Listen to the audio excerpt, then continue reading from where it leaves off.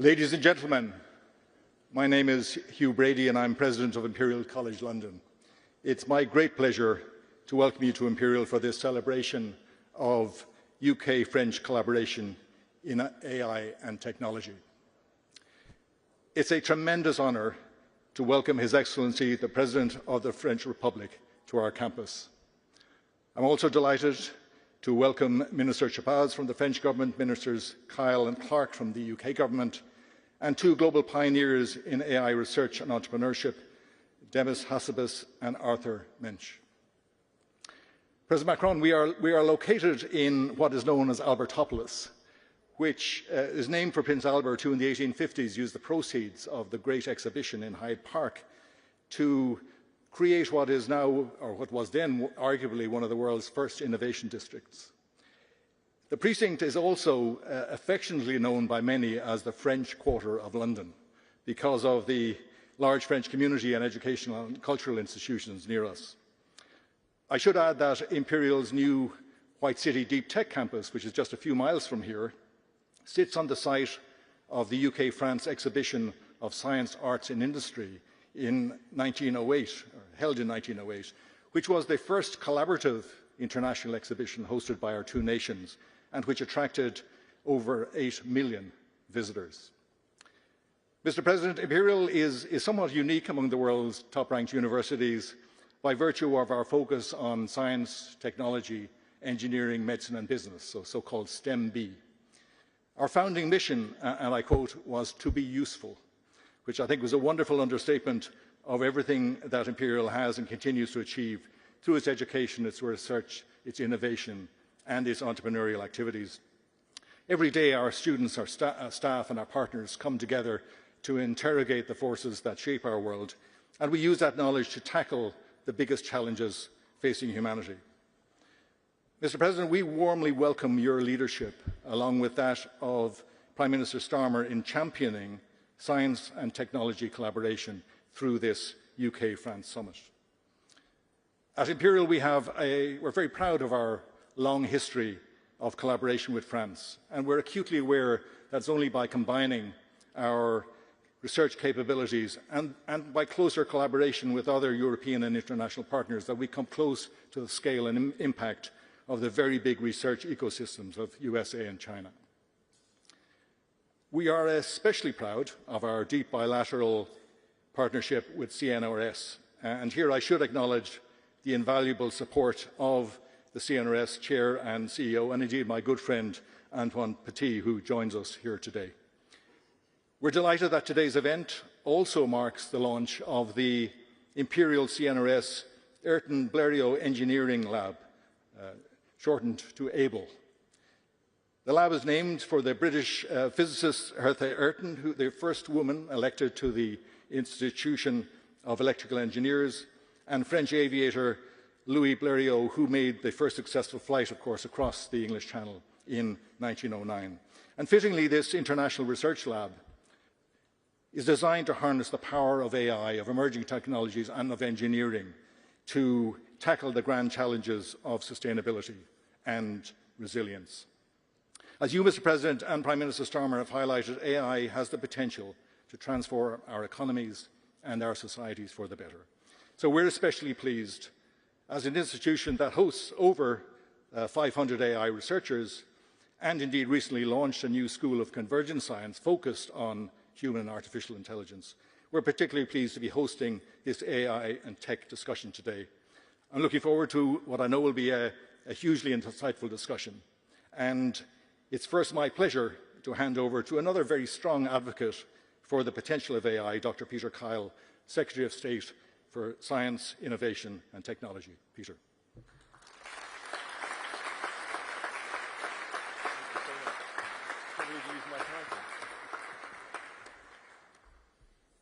I'm very grateful for the introduction. It's the first time I've ever been introduced using my doctor title, so I'm going to come back here more often. President Macron, Nobel laureates, distinguished guests and very many friends, it is my absolute pleasure to welcome you, President Macron, to here Imperial today.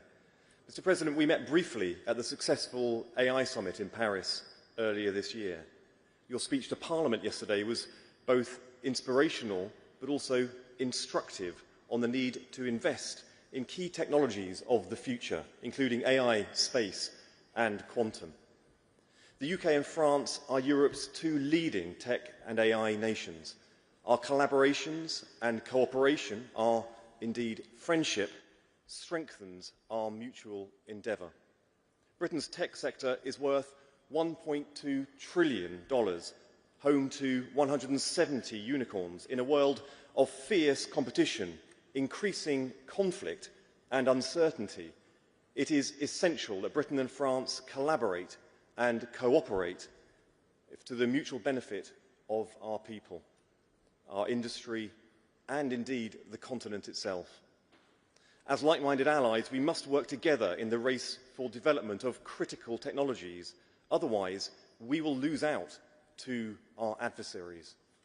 We know that working with France and other European partners on tech strengthens our own domestic tech sectors.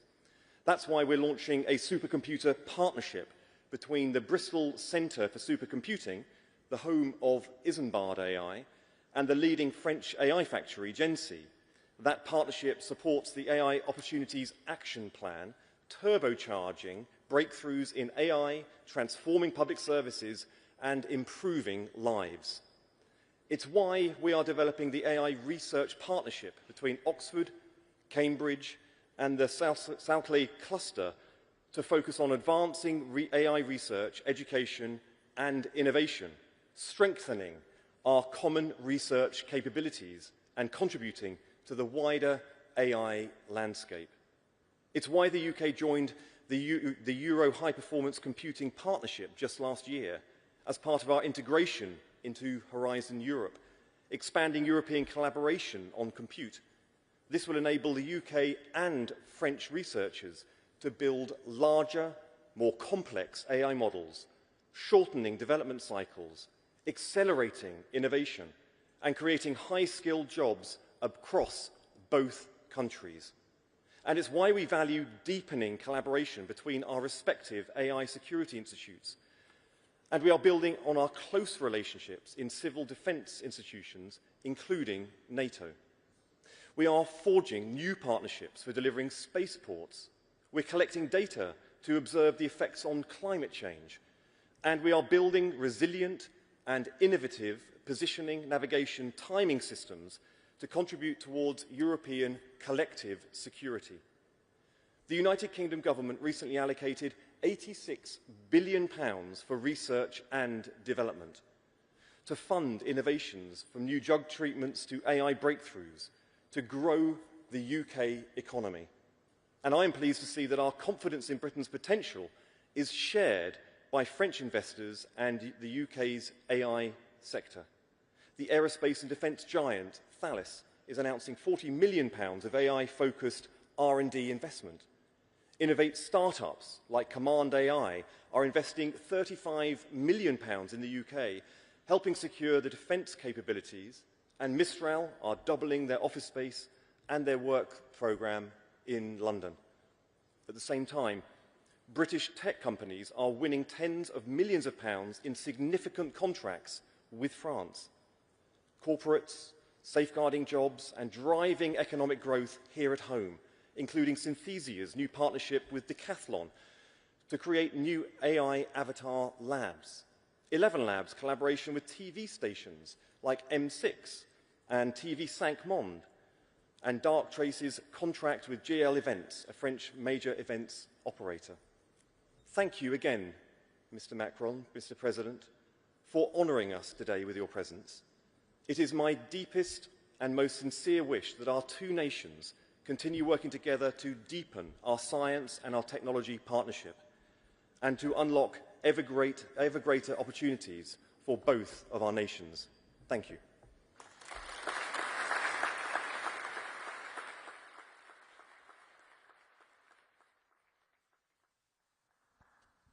So welcome again, ladies and gentlemen, to Imperial for today's event. It's my great pleasure to host the next discussion between some of our greatest deep tech founders from the UK and France, and also with His Excellency Emmanuel Macron, President of the French Republic. But I'll start by inviting Arthur Mensch, CEO and founder of Mistral AI, to join me.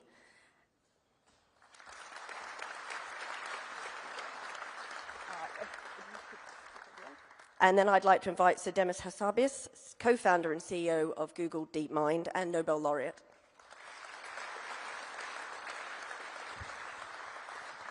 And of course, it's my great honor now to invite His Excellency Emmanuel Macron to join us on stage. Thank you. So my first question for you, President Macron.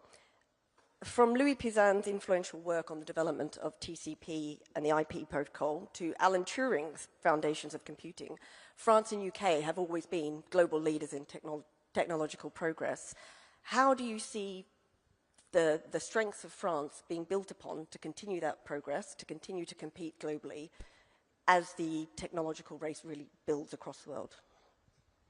Thank you very much, and thank you for this opportunity. Thank you, Mr. Minister, for your words and your very clear program and commitment.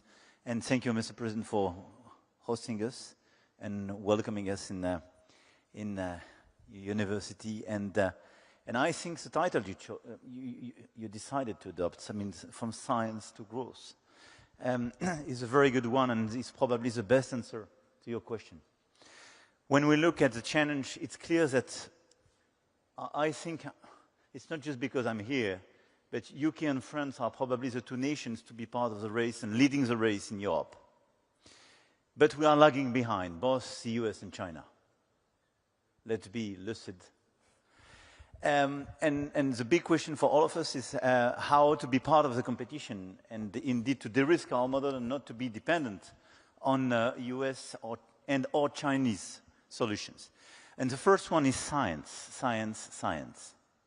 And investing in science and fundamental science is absolutely a necessity. And I want just to emphasize this point because it's a very important one. And I'm very pleased by your mention of CNRS. And I know that a lot of research centers in France will sign partnerships during this trip. But fundamental science remains very important. And obviously, technological research as well and so on.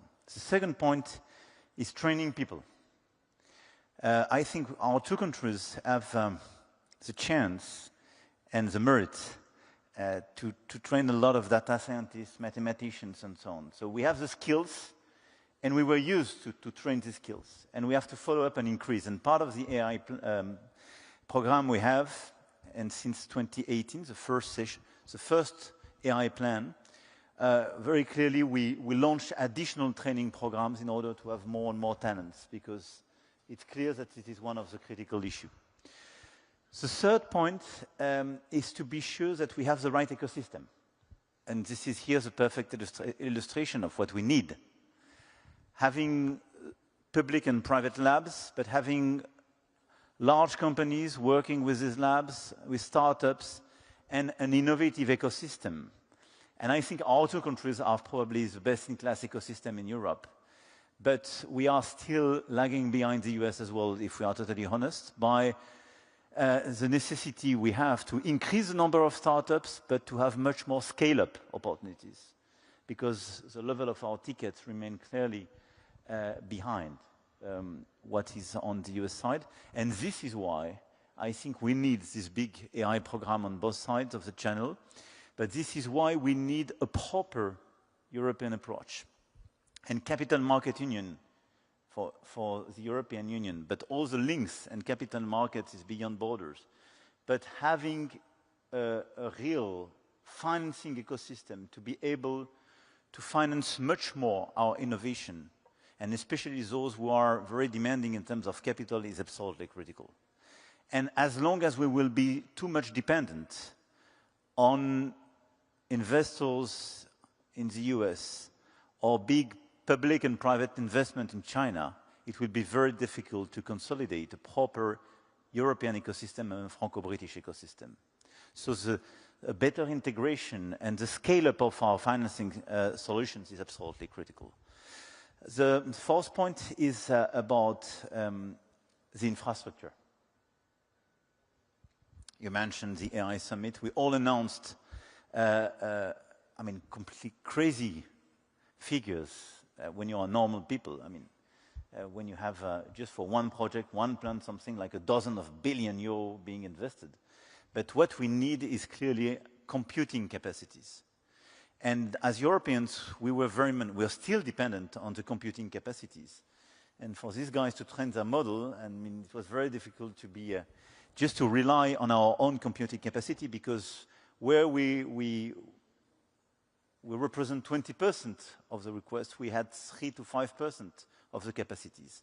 We are bridging this gap, and we announced, both in UK and France, a lot of additional capacities precisely to train our model and to compute and so on, but this is absolutely critical. It will be impossible to completely kill our dependencies on this track. Why? Because when we speak about this infrastructure, you need to have the packaging of the chips in order to build the AI factories. So we are building AI factories, we are investing, we are attracting investors, but the packaging is for more than 80% of the market made by NVIDIA. So this is why we are attracting NVIDIA, and we signed a great partnership between Mistral AI and NVIDIA. So we go upstream. And after that, when you look at the chips, you need Foxconn or TSMC, but very few Taiwanese companies. So we have to work with these companies to de-risk our model, otherwise we will remain totally dependent on them. So it's clearly one of the critical areas where we have to team up with your country, but as well where we have to accelerate our own research. Because all these guys learned their technology and the chips industry in Europe, by the way. And I would say the last point is to be sure that we precisely go downstream as well. And we share this innovation, and this innovation is, precisely improve the efficiency, the productivity, and transform the different verticals from energy to life sciences and so on. And this is where our capacity precisely to accelerate the ownership of all this innovation, but as well, as you mentioned, the way to accelerate our ability to use AI and AI disruptions in other sectors is absolutely critical. I could detail, but I was already too long, but this is why I'm very happy to be here, because DeepMind is clearly a great example of how to make such an innovation a game changer, and what you are doing in life sciences, for instance, is, on my last point, one of the game changers to be much more independent, and where the AI race could be clearly won. And Mistral AI is on the LLM side, clearly with such a frugal and non-Chinese, neither US model, clearly an opportunity to diversify the offer, and for a lot of people, and for me, part of the European champion we want to promote. And this is why, on these different tracks, the partnership between UK and France is, for me, critical, because we exactly face the same challenges. And teaming up together is the best way to have a critical mass when we speak about our talents, our labs, our key players, or our financing capacities. Thank you very much. Well, I mean, I think you've touched on the competition in the space, in the AI space, and I think one of the key reasons for that as well is just the pace of innovation when it comes to AI. So perhaps, Demis, we could come to you and just kind of get your views on how you respond to that pace, and touching on some of the points just raised, what we need to be doing to not only keep up, but to get ahead. Well, it's a very exciting time right now in AI, of course. The pace of progress has been incredible. But it's also a very serious moment. I think we're a very decisive moment. I've been working on AI for 20 plus years now. DeepMind was started more than 15 years ago. Almost nobody was working on AI then. Now the whole world is working on it. And we've always believed that it's going to be the most transformative technology perhaps humanity will ever invent. So how we build it, the decisions we make, the leaders in this field and the governments in this field make now is going to be decisive about how this goes.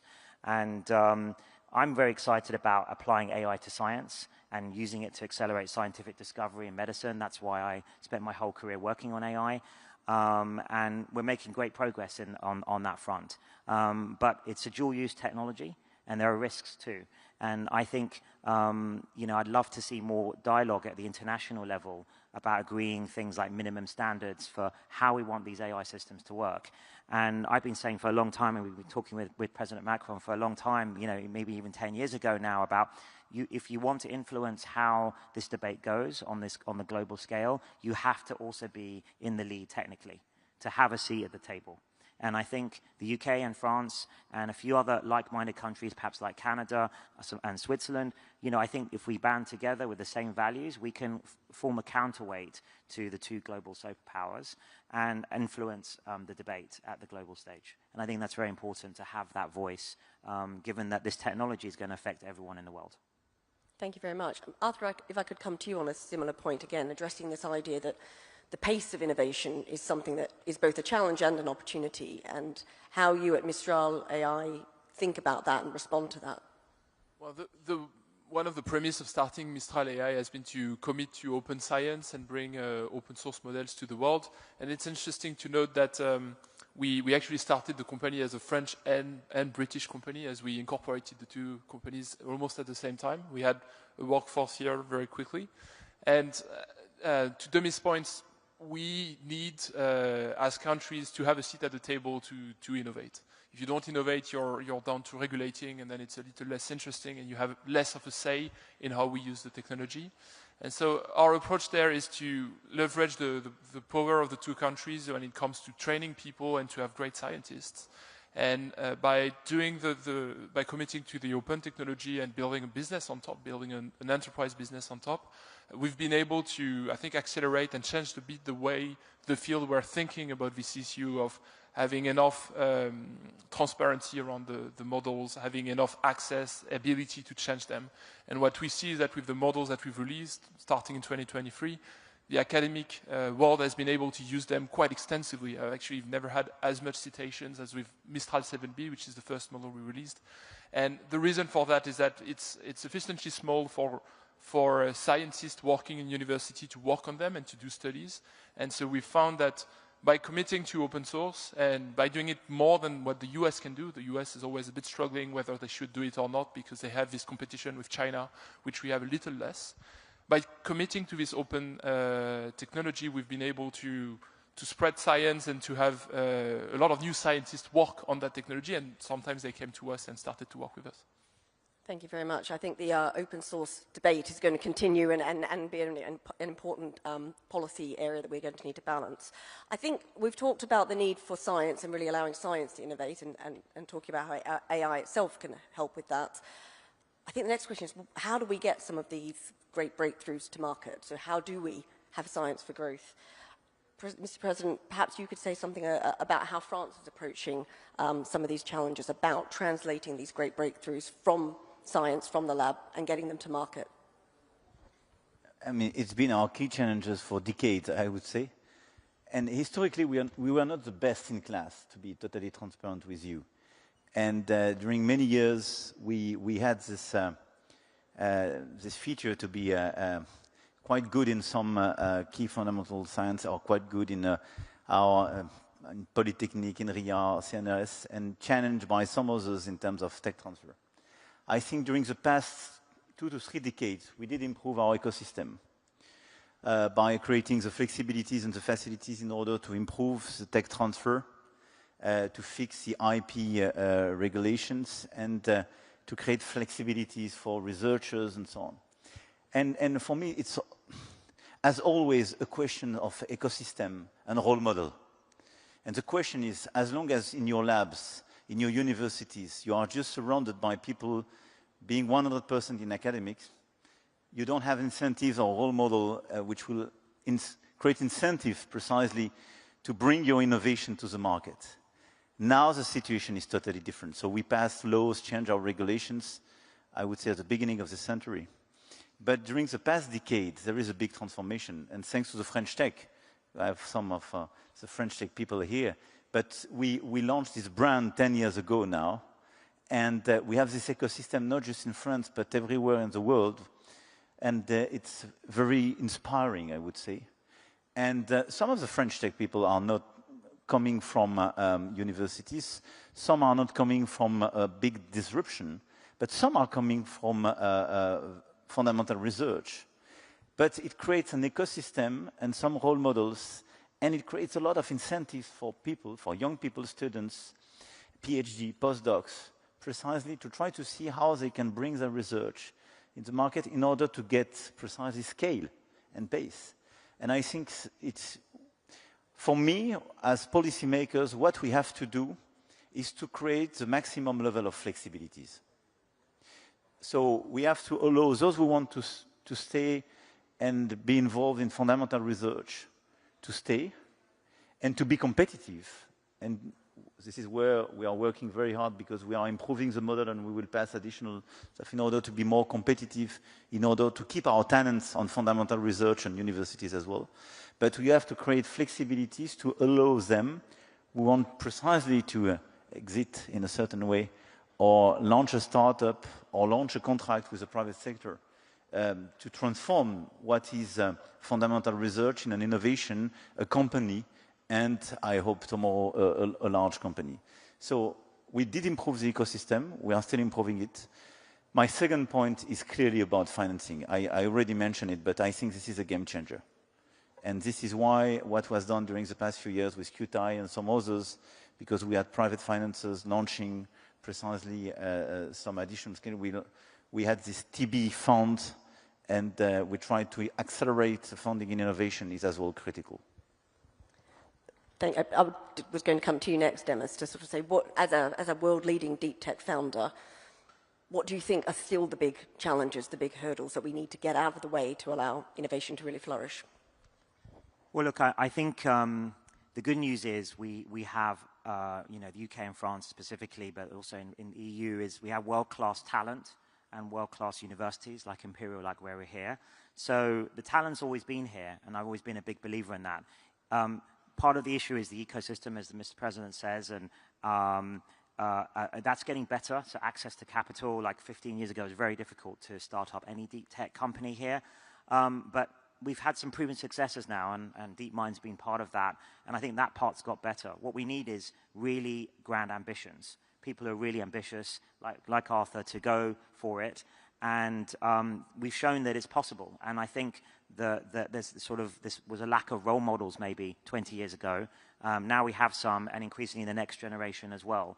And we're very proud of Arthur's success as ex-DeepMind person and a prodigy of ours. And, you know, I think that it just takes a few success stories to start building an ecosystem. That's how Silicon Valley started. And then you reinvest, those entrepreneurs mentor others and reinvest, and you get a critical mass. And I think now Paris and London especially have that critical mass. And we've got to build on it, and with government support, I think we can really make amazing progress in the next 10 years. Thank you. And Arthur, coming to you with the same question, what would you like to see changed, or what do you think has really worked in the past to allow innovation to flourish in this space? Well, I think, well, first of all, as Demis said, it's about the ecosystem, and it's about waiting, because you need several generations to stack up and to start becoming bigger and bigger. And if you look at the US kind of started 40 years before us, so we're catching up faster than that, but you still need to have multiple generations of entrepreneurs that follow the cycles of innovations. I think in the field that we're talking about, which is AI today, a very big specificity that this is both a deep tech field where we still need to heavily invest to solve problems that are fundamental and very hard to solve. But it's also like a very good business at that point, because the current technology is already extremely useful to drive productivity and to drive growth within enterprises.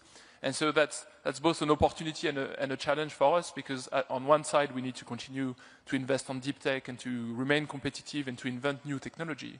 And on the other side, we need to take the current technology and turn it into a product and solutions that are delivering value to enterprises.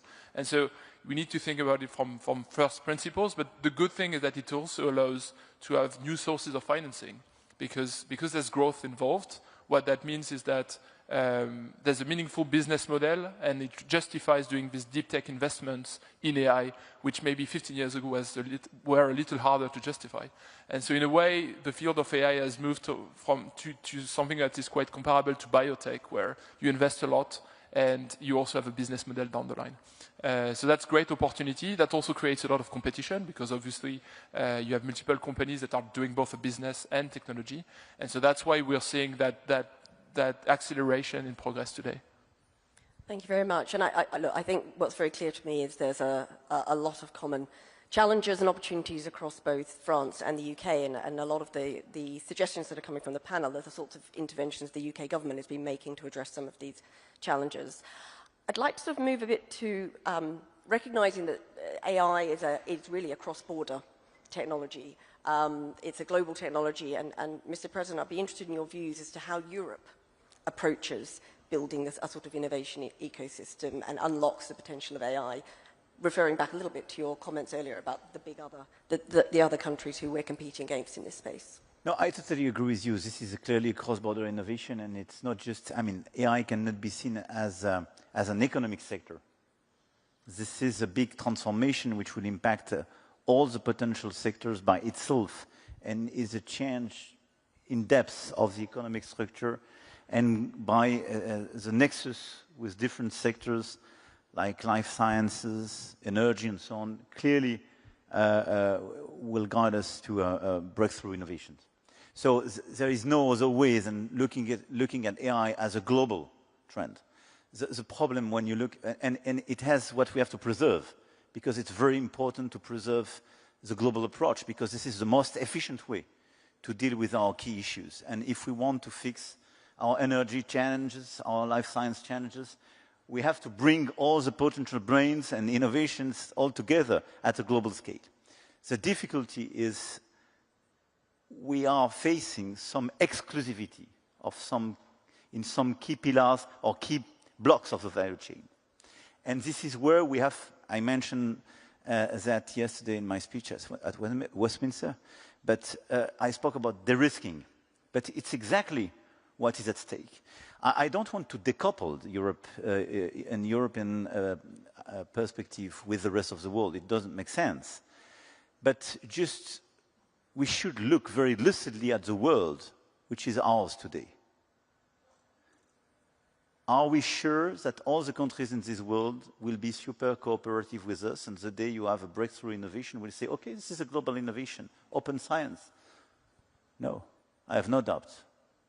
No doubt.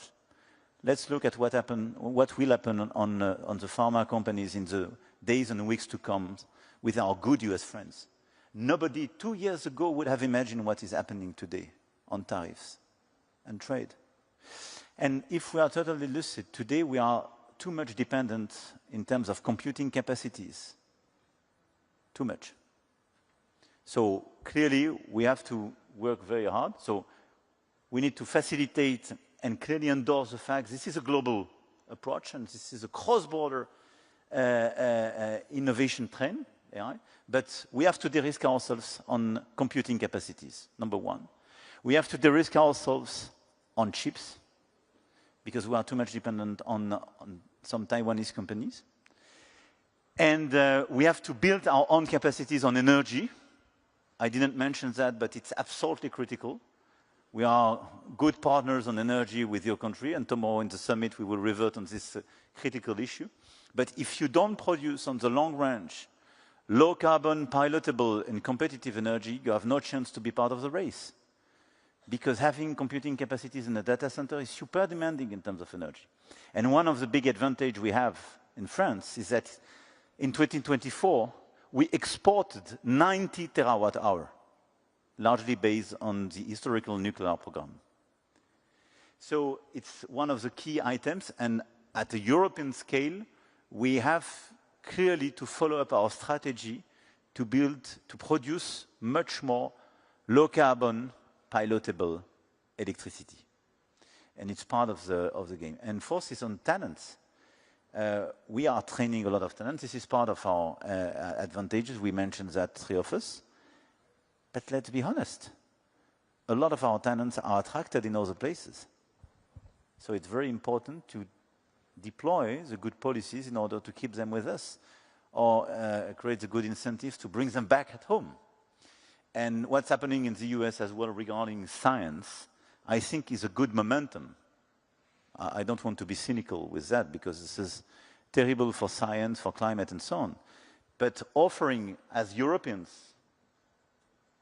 the perspective that there are more than those who want to work on climate, on AI and to work in an academic context where they are free, and we do believe in academic freedom and free research. I mean, this is a European perspective. And now it seems to be very attractive because it's challenged in other places.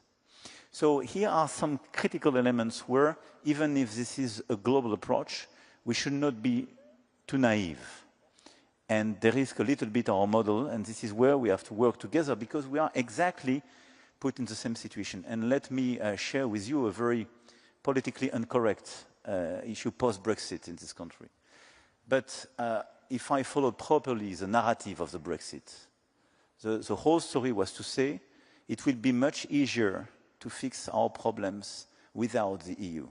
I'm not sure you fixed migration and financial issues post-Brexit much better than with the EU. I'm sure about one thing.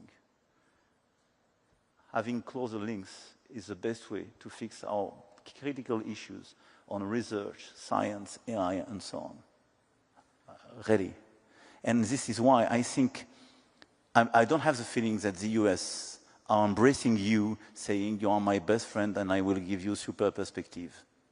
On pharma, not better than us. On trade, you negotiate your deal. We are working hard to try to negotiate it. But having 10% tariffs is good for nobody. So I do believe that even the grand large could be very attractive sometimes. I think close friends, just sharing the channel, and good old friends being predictable and respectful, I think sometimes it's good as well for innovation.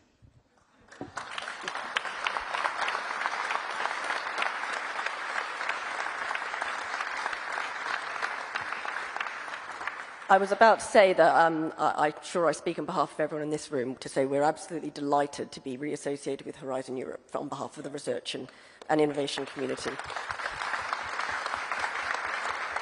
If I could perhaps end by going even more global, we've had the London AI Summit and we had the Paris AI Summit, and next year we'll all be in India for the Indian AI Impact Summit.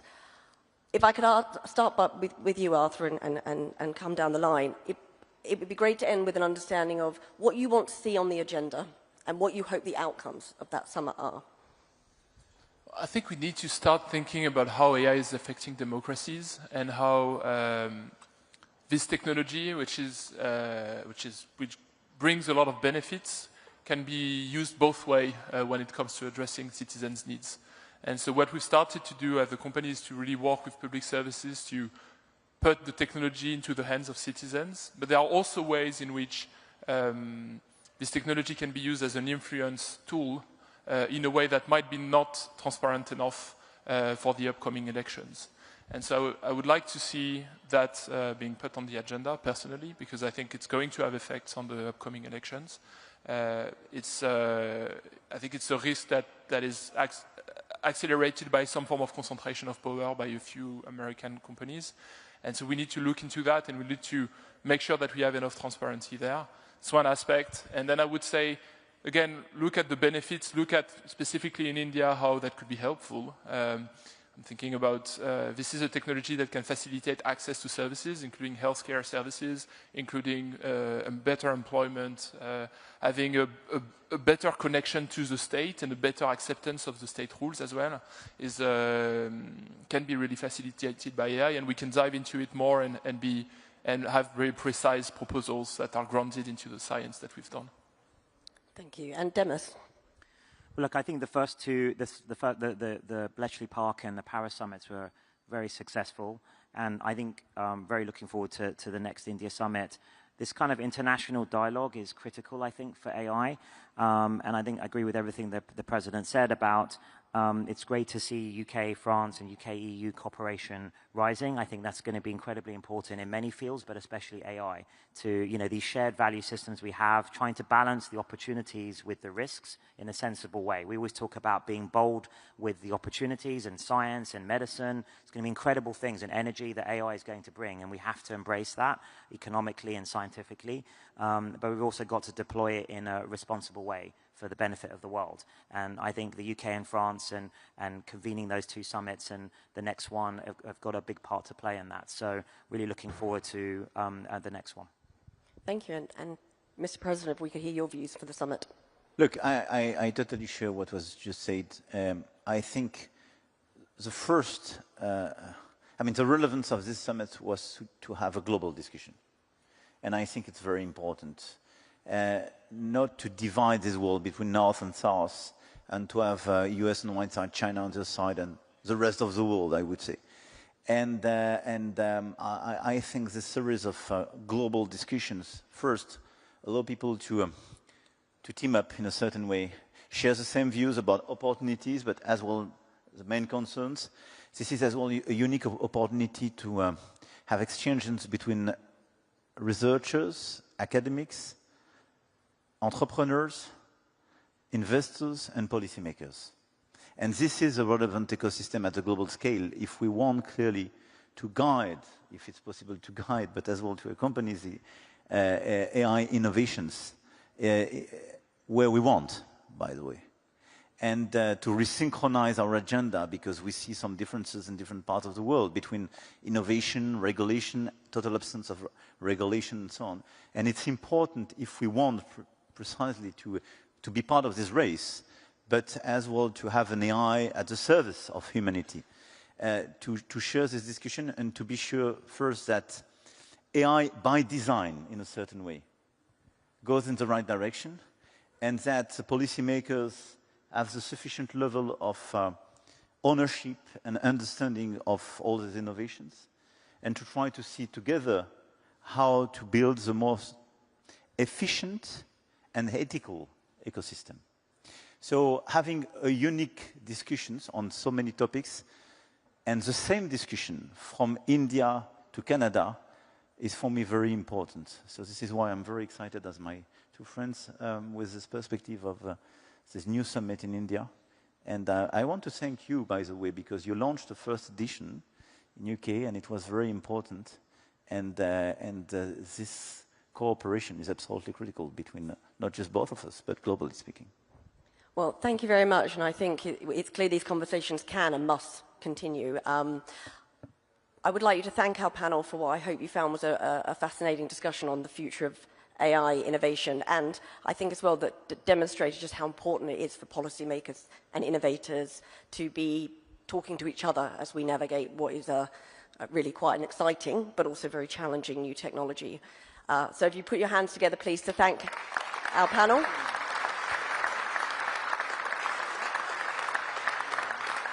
And if I could just ask everybody to remain in their seats just for a few minutes, and then we'll be allowing everyone to leave the venue. Thank you.